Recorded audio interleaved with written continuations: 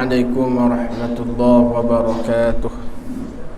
الفاتحة. أعوذ بالله من الشيطان. بسم الله الرحمن الرحيم. الحمد لله الرحمن مالك إياك صراط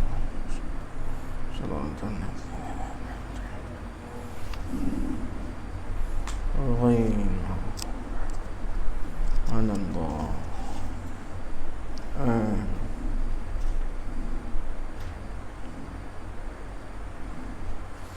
الحمد لله رب العالمين، والصلاة والسلام على أشرف الأنبياء والمرسلين وعلى آله وصحبه أجمعين. سبحانك لا علم لنا إلا ما علمتنا إنك أنت العليم الحكيم. ولا حول ولا قوة إلا بالله العلي العظيم. InsyaAllah pada malam ni kita sambung bacaan kitab Penawar Bagi Hati pada muka surat berapa? 7 kat mana? Dan firman-Nya Allah Ta'ala. Baik. Qala al-musannifu rahimahullahu ta'ala wa nafa'ana bi'ulumihi wa bi'ulumi masyayikhina fid darain. Dan firman-Nya firman Allah Ta'ala, dan firman-Nya firman Allah Ta'ala. Hak ni dia panggil dia terjemah daripada kalimah qala Allahu Ta'ala. Diterjemah daripada kalimah qala Allahu Ta'ala. Dia dalam bahasa Arab ni, kalau kalimah qala dia ada 3 makna. Qala tu dia tubik 3 makna. Yang pertama, qala dengan makna berkata. Tahu qala? Bukan qala hak minum tu, bukan. Itu Coca-Cola hak tu. Qala bahasa Arab dia ada kalimah qala. Qaf, alif, lam. Qala. Qala tu dalam bahasa Arab ditubik 3 makna. Yang pertama, qala dengan makna berkata. 1. Yang kedua, qala dengan makna sabda. 2. Yang ketiga, qala dengan makna firman.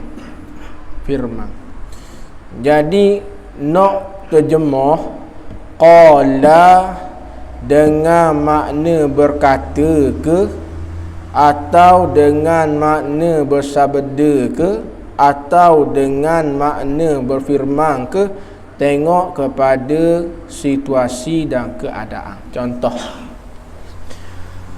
kita royak qala syaikhu al-muallifu. Qala qala asy-syaikhu al-muallifu. Nak terjemah qala di situ tu dengan makna berkata ke, bersabda ke, berfirman. Tengok, kalau qala kita gi sandar selain dari Allah dan selain dari Nabi dan Rasul, qala ketika tu dengan makna berkata.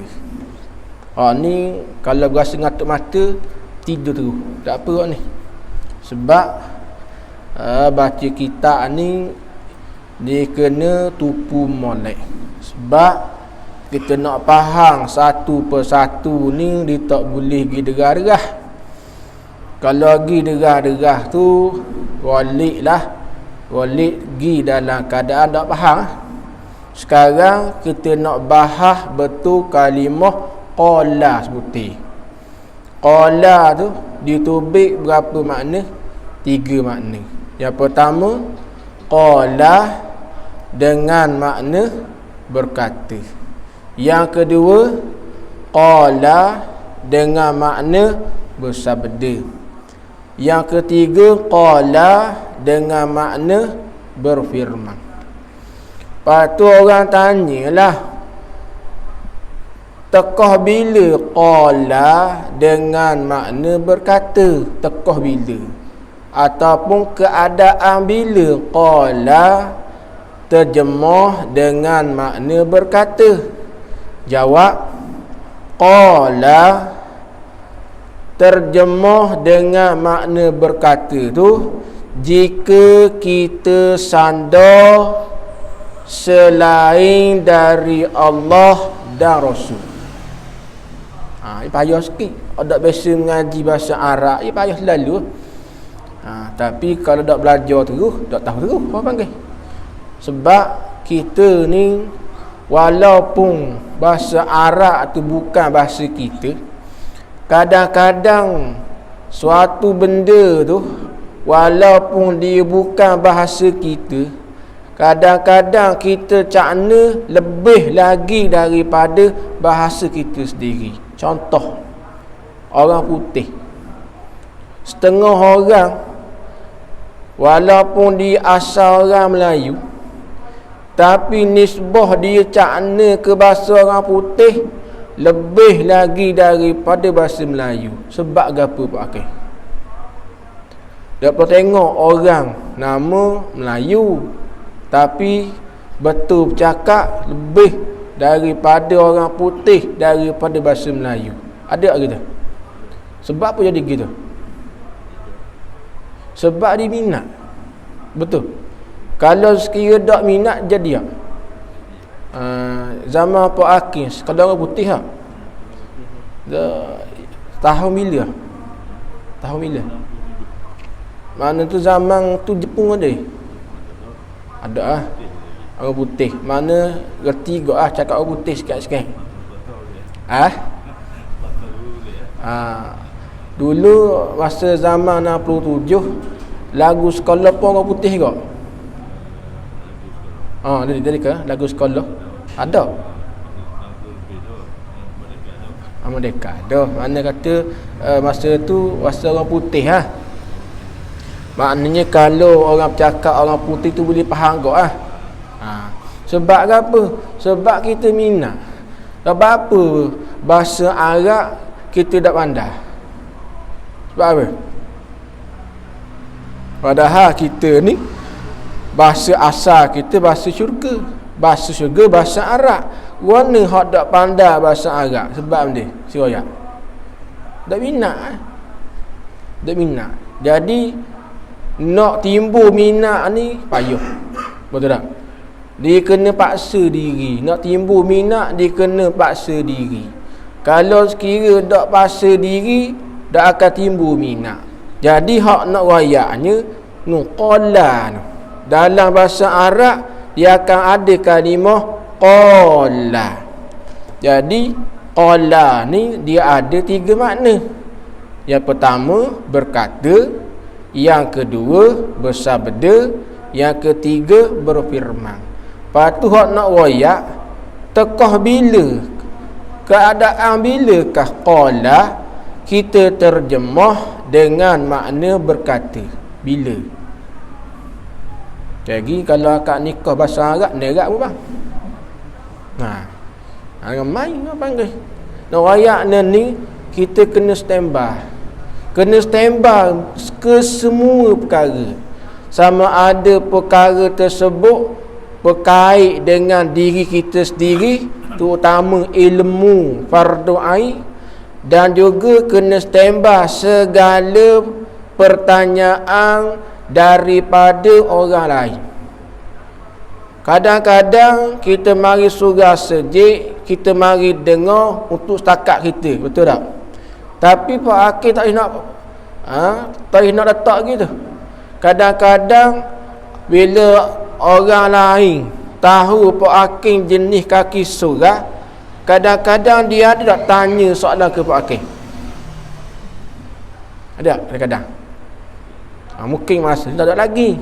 Esok, lusa, maka kita kena senantiasa standby, kena siap sedia dengan segala pertanyaan orang lain. Walaupun kita mari dengar nak faham setakat kita je.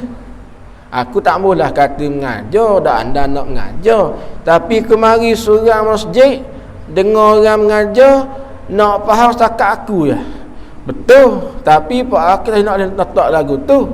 Kadang-kadang orang lain dengar kata Pak Hakim jenis kaki surah sejik, kadang-kadang dia mari soal, dia main nanya. Begitulah kehidupan kita. Kena standby semua orang panggil. Standby untuk diri kita sendiri, ilmu fardu ain. Yang kedua, kena standby segala pertanyaan dan persoalan daripada orang lain. Contoh, kalau orang nanya bab qala sebuti, dia duduk mengaji tak? Nampak duduk menadah kitab apa? Adalah lebih-lebih kurang. Bila tahu je kita set nadah kitab, kena standby soalan. Itu dia meroyak. Tekah bila qala tu terjemah dengan makna berkata. Jawab ni. Kalau kita tak ngaji nak jawab mana? Jawabnya qala diterjemah dengan makna berkata jika kita sandar selain dari Allah dan Rasul. Contoh nak mudah nampak. Qala Muhammadun. Muhammadun. Qala Ahmadun. Ahmad Allah ke Nabi? Ahmad buah tu Muhammad je dah. Kalau kata Ahmad tu lah kata qala Ahmadun. Ahmad dipanggil bukan Allah, bukan Nabi. Jadi gi sandar lapah qala kepada Ahmad. Ahmad bukan Allah, Ahmad bukan Nabi. Qala ketika tu terjemah dengan makna berkata oleh Ahmad. Kalau sekiranya kita terjemah telah berfirman oleh Ahmad, tak kena. Dalam kaedah bahasa Arab tak jadi salah.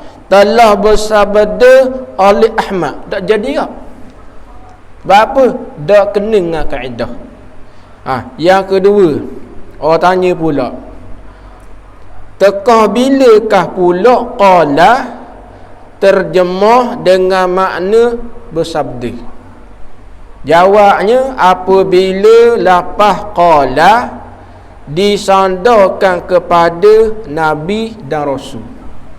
Contoh, qala an-nabiyyu sallallahu alaihi wasallam. Qala disandar kepada Nabi.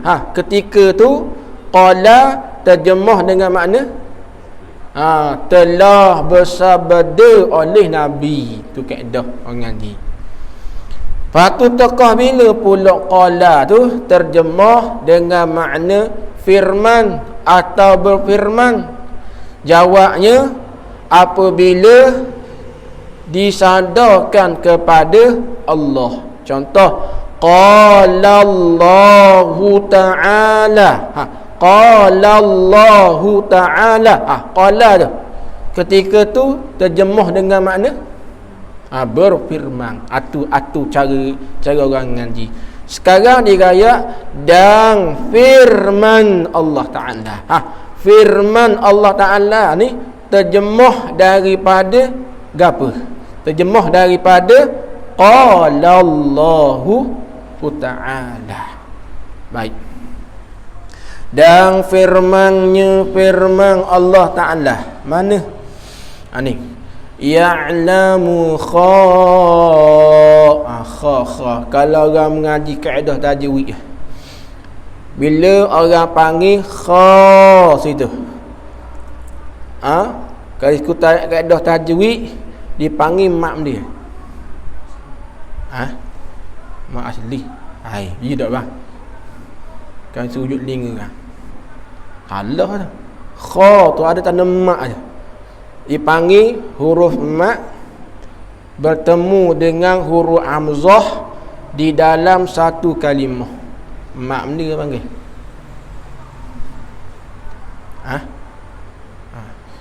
Kalau jawab mak dah kenapa buat muka. Mak dah gua lain. Mak dia. Nampak duk ngaji tajwid dah. Kitab dah tajwid belakang dah. Mak dia kan. Tak apalah, betul panjang. Panjang berapa? Betul panjang berapa tu? Kha tu. Okey. Duk ngaji tajwid ngaji tak? Panjang berapa? Siap nanya acak-acak dah serak ni. Tak apalah, dipanggil mak wajib pasi patah pasi mak wajib muttasi. Tu panjang berapa tu? 6. Baca ya'lamu kha'inatal a'yun wa ma tukhfis sudur. Wa ma tukhfis sudur. Sudur mak dia tu.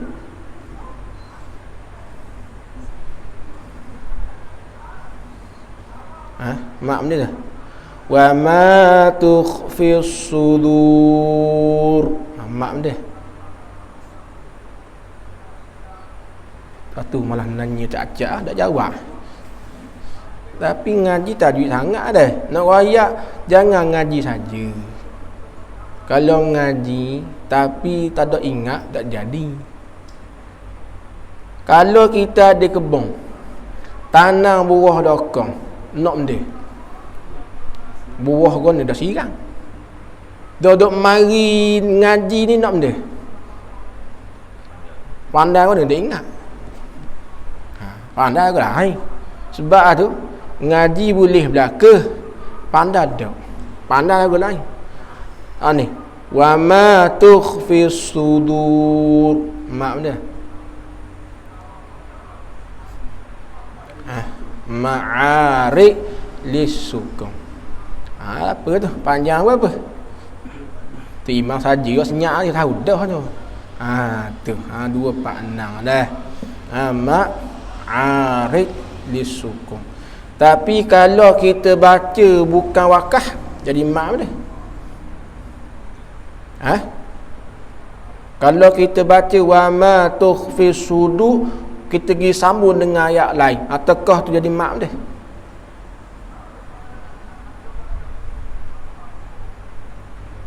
Malah nanya bercacah dah. Tak tahu. Anda banyak tahu hak asah ni kah payah. Jadi mak asli panggil. Mak asli ke mak tabi'i? Mak asli ke mak tabi'i? Ke mak zati? Dah nanya tak cak. Dah. Malah dah. Tak tahu banyak. Hak asah lah tu, bukan tu hak payah dah. Dibuat jagaan ke satu situ, dibuat situ surah Ghafir. Ayat rakam 19. Orang nanya kita, nak tahu mana kalau orang sebut juzuk dalam Quran, nak tahu muka surat, nak buat gua ni tanpa belik. Juzuk 10 muka surat berapa? Lihat. Boleh? Iya abang gue. Nak tahu tak kaedah nak buat gua ni?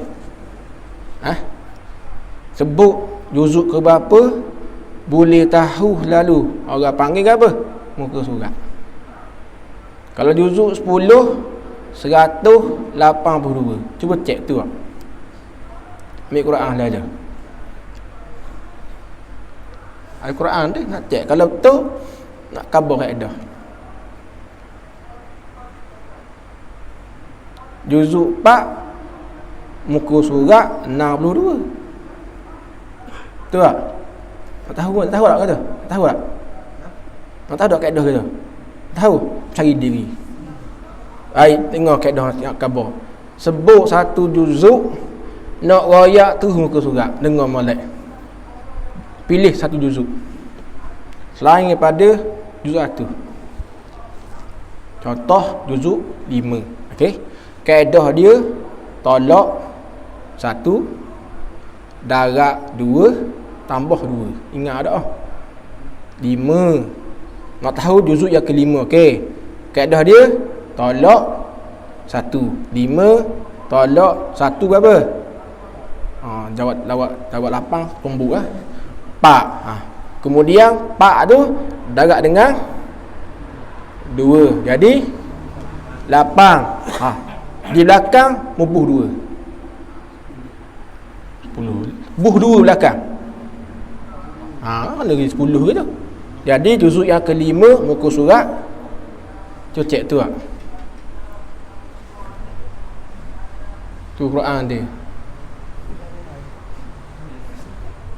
Cek tu tak? Tak minta khabar ni. Ni tahu lah. Tu cek. Juzuk ke-5 muka surat 82. Betul tak? Lepas tu cari diri lah pula.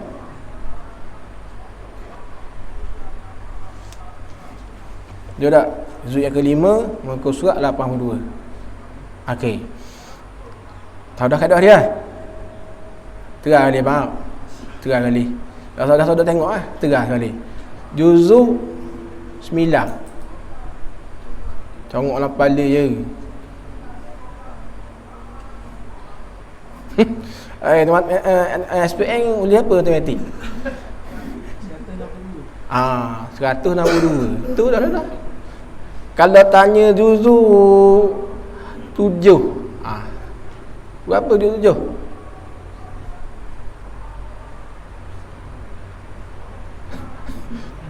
Congok je. Juzuk 7 berapa apa? Ingat mudah. Kalau 7 kepala otak, 6 darat 2 ludah kepala otak. Boleh tu.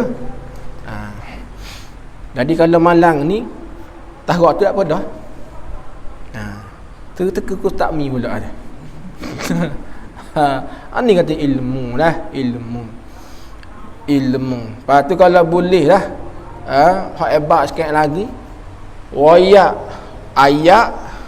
Contohnya dia baca ayat tertentu, tanya ayat yang ke berapa, muka surat berapa. Tu payah. Tapi ada kaedah lah ke? Contoh, awak tebuk Quran kah? Sebut tengah-tengah dah contoh. Ar-Rahmanu 'alal 'arsy istawa. Ayat ke berapa? Muka surat berapa? Surah berapa?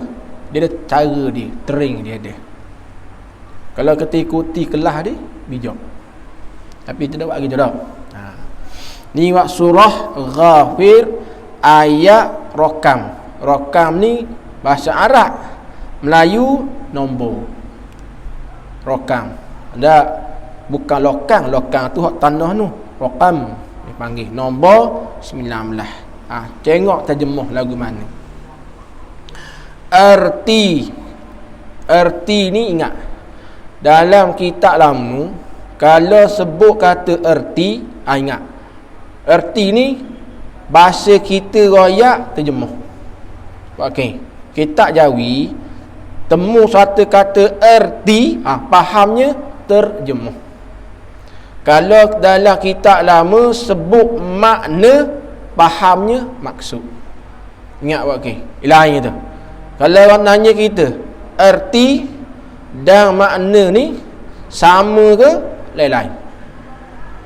Tanya ni. Erti dan makna ni sama ke lain-lain? Siap nanya acak-acak. Bang. Erti dan makna ni sama ke lain-lain? Lain lah. Erti fahamnya terjemah.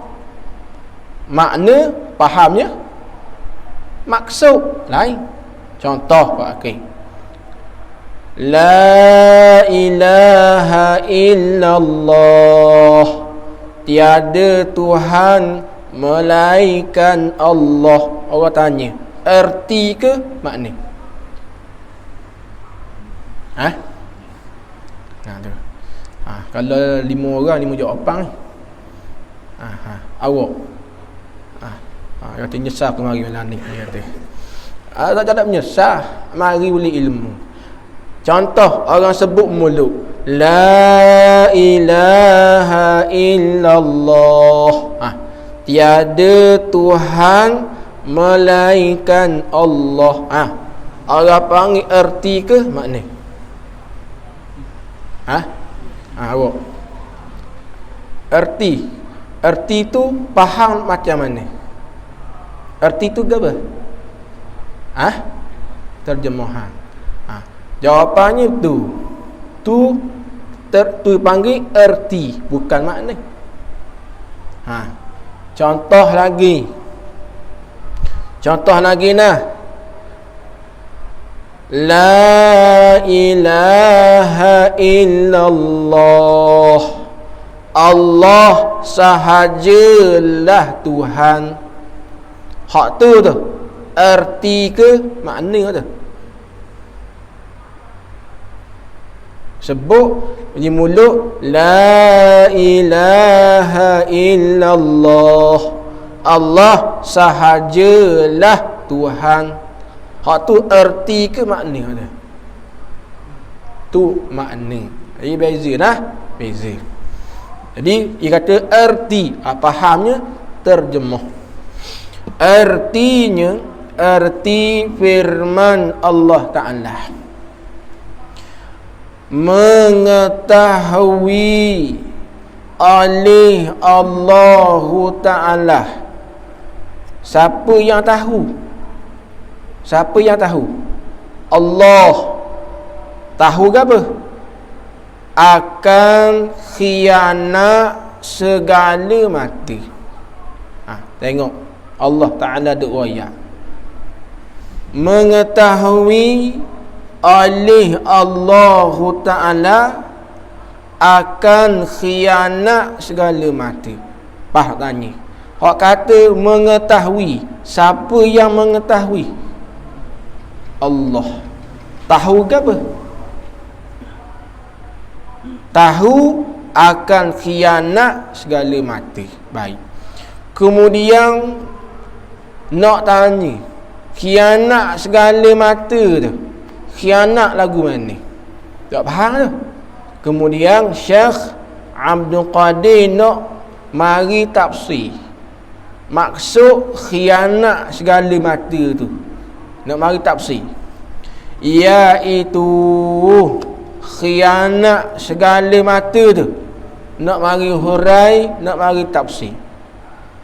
Mencuri oleh mata itu, mencuri oleh mata itu akan memandang kepada perkara yang diharamkan. Orang tanya, khianat segala mata tu, khianat macam mana? Khianat segala mata tu, khianat macam mana? Mata duduk curi-curi tengok pada benda haram. Harap bagai. Mata duduk curi-curi tengok. Bahasa kita tengok ke ngita ke kelih. Biasa kan? Mata duduk pakai spek, pakai. Tapi nisbah khianat segala mata ni Maksudnya mata duduk curi-curi tengok pada benda haram. Walau duk pakai spek, ada orang tahu tak? Tak ada tahu. Tapi di ayat ni Tuhan kata dia tahu. Dia tahu. Sebab tu kita nak lagu mana? Tekah duduk tengok dah. Tekah duduk curi-curi tengok benda haram tu. Kita nak sedar kata di dalam hati kita ni, nak sedar kata Allah Ta'ala tu tahu. Tapi nak boleh hati sedar Allah Ta'ala tahu ni bukan senang. Sebab hati kita ni orang panggil penuh dengan hijab. Penuh dengan hijab. Hijab ni apa? Dinding. Tekah duduk curi tengok pada benda yang haram, tekah tengok tu, hati sedar tak kata Allah Ta'ala tu tahu? Hati kita tekah tu sedar tak kata Allah Ta'ala tu tahu? Sedar tak? Tak sedar. Sebab hati kita penuh dengan hijab. Apa hijabnya? Hijabnya yang pertama ialah sifatun mazmumatun, sifat yang dicela oleh syarak. Yang kedua, terhijab dengan apa? Aghyar. Apa aghyar? Yang lain dari Allah. Terhijab dengan yang lain dari Allah. Apa yang lain daripada Allah? Pitih, kereta, rumah, pangkat, kekayaan, itu punya aghyar. Terhijab dengan apa lagi? Akhdar, kelalaian hati. Punca hati terhijab, tekah mata duduk curi-curi tengok benda haram tu, hati kita ketekah tu tak ada sedar tu. Betul? Sebab tak sedar, hati kita terhijab dengan aghyar, terhijab dengan sesuatu yang lain dari Allah, terhijab dengan harta, terhijab dengan puji, terhijab dengan kekayaan, terhijab dengan kemewahan. Punca hati terhijab sebab tu. Jadi kita nak menghilangkan hijab ni payah ni. Okay. Nak boleh hati kita ni duduk ingat Allah Ta'ala tu tahu, nak ingat setiap detik, setiap saat, setiap masa, naik nafas, turun nafas, bukan senang. Okay. Dia bukan benda boleh lakon-lakon. Benda ni adalah kurniaan daripada Allah Ta'ala. Cuma ayat ni nak khabar, walaupun manusia tak tahu, tekah mata kita duk curi-curi tengok benda haram, walau manusia tak tahu, tapi we ingat molek. Allah Ta'ala tahu. Allah Ta'ala tahu. Bila Allah Ta'ala tahu tu gak, ingat molek. Di hari akhirat nanti, kalau Tuhan buat ambil kira salah, tekah duduk tengok tu Tuhan buat kira salah, tak ada mengapa, ingat molek. Tuhan akan zahir perkara hak kita duduk tengok tu di hari akhirat nanti. Tekah zahir itulah muka kita ketekah tu malu orang panggil. Nah, kalau kita orang panggil ustaz, orang panggil kita set surah sejik, pakai piyah masalah, tapi mata duk liar tengok masalah. Walaupun tak ada orang tahu, tiba-tiba orang duk viral, ada orang rekod masalah, kita tak perasan. Ada orang rekod kata seorang hak duk pakai baju Melayu, pakai piyah, duduk tengok pada punggung orang pura, buat ada mati. Orang ambil gambar duk viral, malu tak? Dia kata dah, komen lah macam kenal je, bukan si mamak ni ke hak duduk sentiasa berjemaah di surah sekian-sekian. Duk komen. Duk komen lagi kata, macam kenal lah ini Pak Hakim ni. bukan pakai ni duk situ no. Tekah duk viral tu malu tak pakai. Hak ni viral di akhirat, tak malu. Masa tu duk mikir panjang apa panggil. Habis itu. Lagi pula dan mengetahui ia Allah tahu apa akan barang ni tulis situ maksudnya perkara apa yang menyembunyi. Bahasa kita apa menyembunyi? Susuk. Perkara hak menyusup oleh segala hati. Hak tu pun Tuhan tahu. Kita ni mesti ada perkara hak kita duk susuk dalam hati. Ada tak? Ada. Duk sifat kemah keming. Perkara tu duk menyusup dalam hati. Tak ada siapa tahu. Kalau masalah orang tahulah perkara yang kita duk menyusup dalam hati tu, taubat malu. Tapi Tuhan raya walau muduk sekalah atas dunia, muduk seka, tak ada siapa tahu perkara hak kita duk menyusup dalam hati tu. Walaupun duk seka tak ada orang tahu, ingat molek Tuhan tahu. Bila Tuhan tahu tu, hak takut sangat-sangatnya ialah takut Tuhan tunjuk. Hak duk sipang dalam hati kita, Tuhan tunjuk. We nampak ke orang lain. Pasal malu tak? Malu tu. Di ayat ni, ingat molek. Orang panggil. Jadi perkara gapa yang Tuhan tahu, yang kita duk menyusup dalam hati tu, perkara benda Tuhan tahu. Daripada ni bang, dia panggil keterangan. Keterangan bagi perkara yang menyembunyi. Orang tanya, dah perkara benda yang kita duk menyusup dalam hati, narak siapa Tuhan tahu tu perkara benda. Nak mari hoyak, nak mari terang apa panggil. Daripada cita-cita. Gapo cita-cita? Yakni angan-angan. Ataupun keinginan. Itu mana cita-cita. Angan-angan. Angan-angan apa? Mengerja. Angan-angan nak mengerja. Angan-angan nak buat bahasa kita. Buat apa? Kejahatan. Angan-angan nak buat jahat je. Yang kita duk susu dalam hati, ada keinginan, ada angan-angan nak buat jahat. Orang tahu tak? Ada. Tapi walau tak ada orang tahu, Tuhan tahu. Pernah tak kita kadang-kadang mari gak buah berasa keinginan nak buat jahat? Ada tak? Ada? Ada juga kadang-kadang keinginan, ada angan-angan nak buat jahat. Ada tak lah hati kadang-kadang?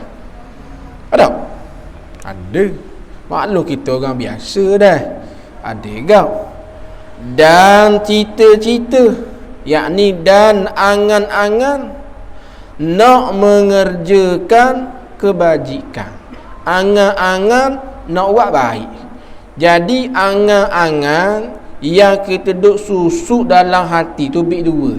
Ada angan-angan nak buat jahat dan ada angan-angan nak buat baik. Dua tu Tuhan tahu belaka. Tuhan tahu belaka. Tahu tu pula nyata di dalam sifat ilmu dia. Nyata belaka. Dua ayat ni ingat molek. Tuhan tahu mata hak duduk curi-curi tengok pada benda haram, Tuhan tahu. Yang kedua, Tuhan tahu perkara yang kita duk susuk dalam hati tu pun Tuhan tahu. Jadi dah seduk pusing lah. Walau kita buat baik, buat amal taat, buat amal kebajikan, Walaupun tak ada orang tahu rasa rusi buat akil. Sebab Allah Ta'ala tahu. Tapi jenis nyakit orang ni buat akil, kalau dibuat amal baik, tak ada orang puji, puas hati tak? Tak puas hati? Apa tak puas hati? Surah puji ke? Maknanya mari surah dah dalam poket bawa piti 20 riyal, buh 10 riyal nak tabung, benda puas hati ke? Hulo. Tu tekah maknanya tak ada orang tengok. Kalau orang tengok buh berapa? Dalam kocek dia ada 20 riyal. Mari tak ada orang, buh 10 riyal. Tak puas hati. Contoh kalau ada orang tengok, buh berapa? Bulu-bulu. Jadi tu manusia. Nyakit manusia ni bila buat amal molek, orang tak tahu tak puas hati. Kalau sekira tahunya, puas hati tak? Kata Allah puas akil, Allah banyak ada rumah, pandak 10 riyal no. Dengar tu kita sendiri. Abang mai royak, puas akil ni. Allah 40 riyal no dekah. Rasa mana? Puas hati. Rasa lega tu, tenang je. Gitu tau. Tu panggil apa tu? Dipanggil perkara yang menyebabkan terhapus amal ibadat. Pahala amal ibadat. Maknanya tekah puas akil, buh pitih tu dalam hati kosak nak tunjuk pada orang dan nak orang puji, tekah 20 pitih tu, puas akil ada sifat riak dah orang panggil. Riak ni apa? Buat amal kebaikan, tujuan hati nak tunjuk pada orang, maka pahala kosong, telur ayam. Ni ramai ni apa panggil ni kakak 3-4 hari ni nampak orang duduk belanja kedai ramai. Tak ada muka, tak ada nampak muka. Tak, dulu nak minta bantuan ke apa, harang boleh. Dan ni mudah apa, tak lama dah. Idui pitih korang ni 100. Nampak tak? Set jual ikan pasar W50. Buri 100, buri 50. Nak benda sebenar? Nak benda benar? Nak apa? Nak benda? Dulu harang apa muka? Harang apa muka? Bukan nak undi, nak uji lah. Nak gitu? Allah Datuk. Nak gitu je. Dulu harang apa muka dulu? Ayah boleh. Minta bantuan tak? Harang boleh. InsyaAllah tu 4 tahun tak boleh. Dan ni Imai buat masuk kampung, tanya, ya buat cik, apa khabar? Baik. Sihat? Sihat. Apa masalah? Orang nanya. Masalah atak InsyaAllah. Siapa lalu? Biwa hari atak tanya, barang dapur ada? Tak ada. Apa tak ada? Belaka, pak, berah. Dia supik hari. Berah benda Faizah basmati, telur 2 papang, minyak masak 3 botol, gula 4 kilo.